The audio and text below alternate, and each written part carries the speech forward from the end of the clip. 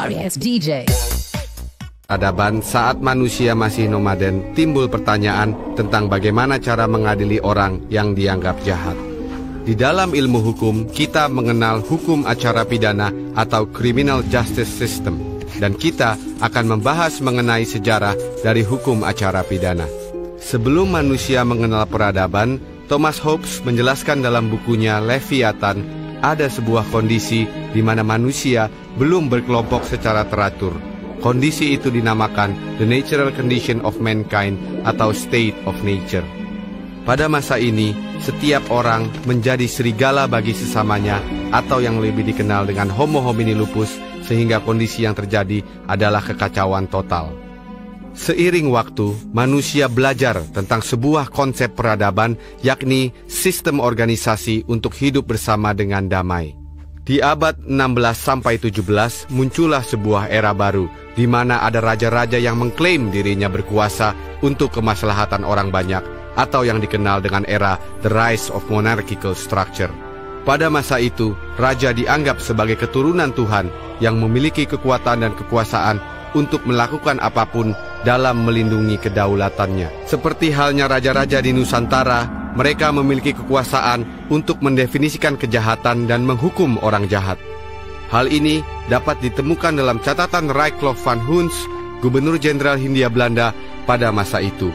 Pada tahun 1656, raja akan memberikan titahnya untuk menghukum orang. Pada masa ini, hukum sepenuhnya ada di tangan raja. Dengan berkembangnya peradaban, banyak orang berpikir bahwa kekuasaan raja yang begitu besar dalam menentukan hukum merupakan kesewenang-wenangan. Puncaknya, muncul sebuah era yang dinamakan Age of Reason pada abad ke-18. Age of Reason adalah sebuah gerakan intelektual yang fokus kepada kebebasan individu dan sains. Salah satu produk yang sangat simbolik adalah Revolusi Prancis dengan hancurnya penjara Bastille. Revolusi tersebut melahirkan The French Declaration of the Rights of Man and the Citizen. Deklarasi tersebut dibuat untuk pertama kalinya melindungi dan menjaga hak-hak asasi manusia, bahwa tidak ada satupun orang yang bisa ditahan, ditangkap dan dipenjarakan kecuali sesuai dengan aturan hukum yang diciptakan oleh masyarakat, bukan raja. Peristiwa global tersebut turut mempengaruhi politik hukum di Nusantara.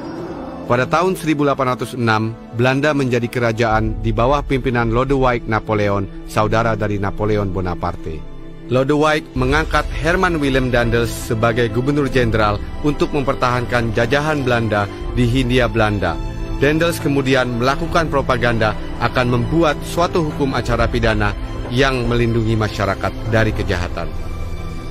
Namun, pada pelaksanaannya, Daendels malah sering bertindak sebagai raja dengan mencampuri urusan pengadilan. Pada masa pendudukan Jepang tahun 1942, Jepang menyatakan bahwa segala peraturan pemerintah Hindia Belanda tetap berlaku sepanjang tidak bertentangan dengan peraturan tentara Jepang.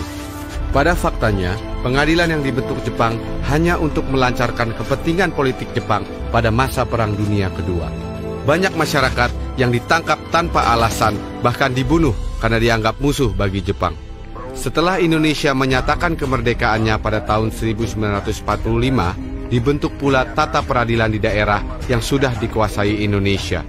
Beberapa bagian masih diduduki oleh Belanda, sehingga susunan pengadilan masih berbeda-beda.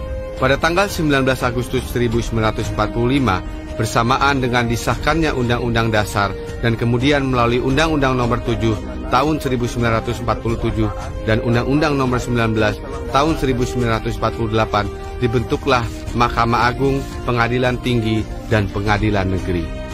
Namun, tata peradilan di Indonesia terus berubah karena adanya gejolak politik secara global, termasuk agresi militer Belanda. Idealnya, penegakan hukum acara pidana haruslah bebas dari kepentingan politik manapun, tapi dalam praktiknya sangat sulit memisahkan hukum dari kepentingan politik. Pertanyaan utamanya, apakah kita sebenarnya masih menganut sistem absolut seperti raja yang menganggap dirinya sebagai hukum tertinggi, atau kita adalah negara yang sudah banyak belajar dari sejarah?